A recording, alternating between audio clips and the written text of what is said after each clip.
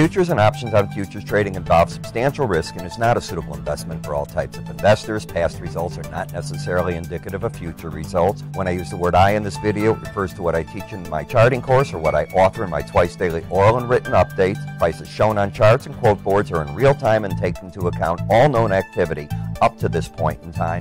And if you'd like to read more of this disclaimer, simply hit the pause key on your video player. Good day, all. Ira Epstein of Linn & Associates with your metals market update, and this is your weekend edition for Friday, the 16th of November, 2018. Now about 1:50 in the afternoon, wanted to get this out. I already know the settlement price in gold's at the 1223 level. Silver's just a shade right in this area. Copper's right in this area as well. So I figured why not put it out. Remember, the settlements in the metals are determined at 12:30 p.m. Central Standard Time, while the market closes at 4 p.m. Central Standard Time. We're getting more of a rally, at least this hour, into the day is the S&P and the Dow. They came down hard. You know, this Dow's up 350 points off the low already. I don't know what it's going to do at the end of the day, but we'll see.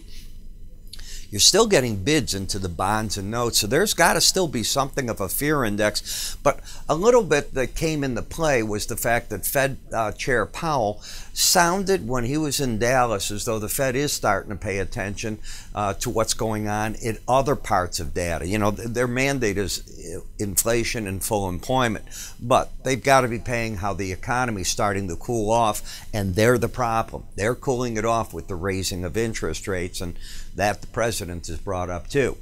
The dollar index down because Mario Draghi, the head of the European Central Bank, today made it very clear in December they're stopping their QE program. Don't look for that to be extended, which puts into play a June rate hike. Remember, he'd been talking about that. So if you get interest rate differentials like that, what happens is because the dollar might have for another 3 or 4 still left, but maybe, remember you just heard Chairman Powell looking at other data, maybe we stall here for a bit and they start coming up.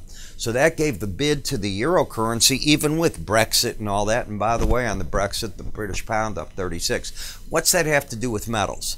What it has to do with metals is gold is going to look at the value of the dollar. And if the dollar starts falling back on it and inflation grabs hold and maybe we get something good on trade going, you don't know. But when I look at the monthly chart, the chart is still ugly on the monthly basis. 1270.50 is still a big resistance area. I think you can see that each time you've challenged, and the black lines are Bollinger Bands, the top or the bottom, you've either found support or resistance at those bands. This market will not stay sideways forever, but they can stay that way a long time. This is a monthly chart. You've been this way since 2000, actually about 2015. As we take a look at a weekly area chart, the good news is the market is over the 18-week average of close if you're a bull. The other piece of news is you had a successful test last week. You came down, challenged the 18-week, and today you're back over it. Get back under it, it's a problem, because then you'll change the bias of the market from an up thrust to a down thrust. It's got to stay like that. When we just come and look at the weekly chart, what I sometimes like to do is just mark off for you the high and low of a move and use that as a Fibonacci. Now, Fibonacci is based on retracement. So the first move was the high to the low. Then we held at the 1161.40. We got a bounce up of about 38%. That's what this red line is. You slipped under it. If you get back over it again, it puts into play the 50% retracement level at 1260. As we take a look at the swing line study, which I wrote, and what this does is you get a bar. So this week's bar, we already know that's it. We made a lower low. So in my charting course, they teach you how to draw the lines by hand, but of course I built the system to do it automatic for you. You have a pattern of higher lows, higher highs. My definition of an uptrend is higher highs, higher lows. I filter it by looking to see where moving averages are in relation to it. The 18-week moving average is what I call the line in the sand. It is the most important.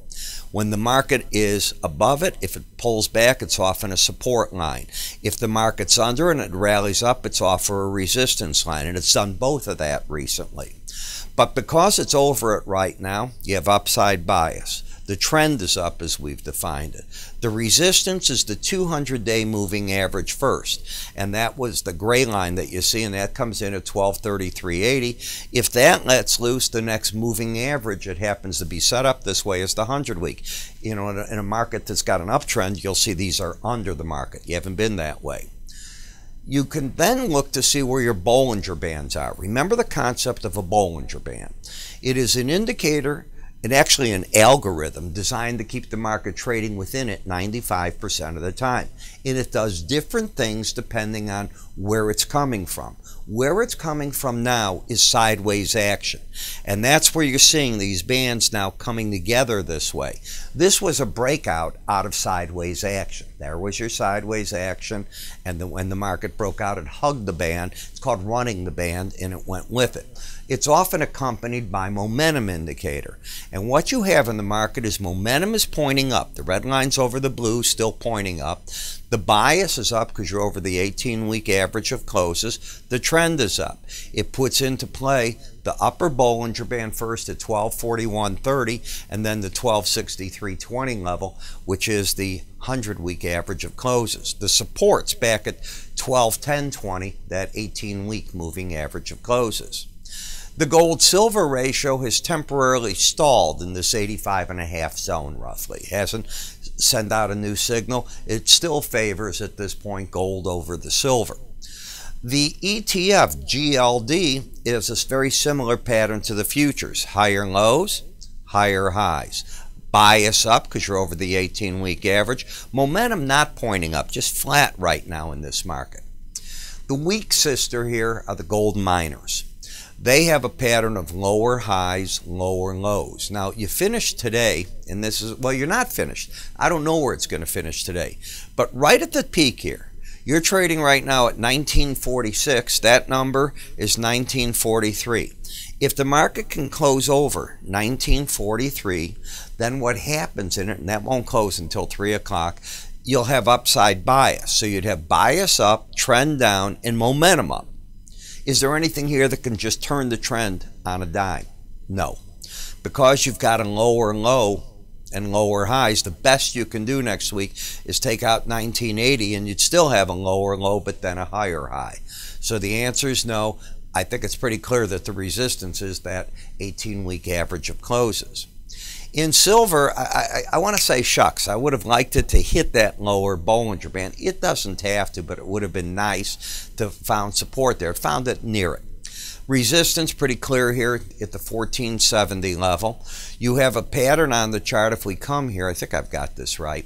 That high is 1488, and the high here, 1495. I actually have this wrong.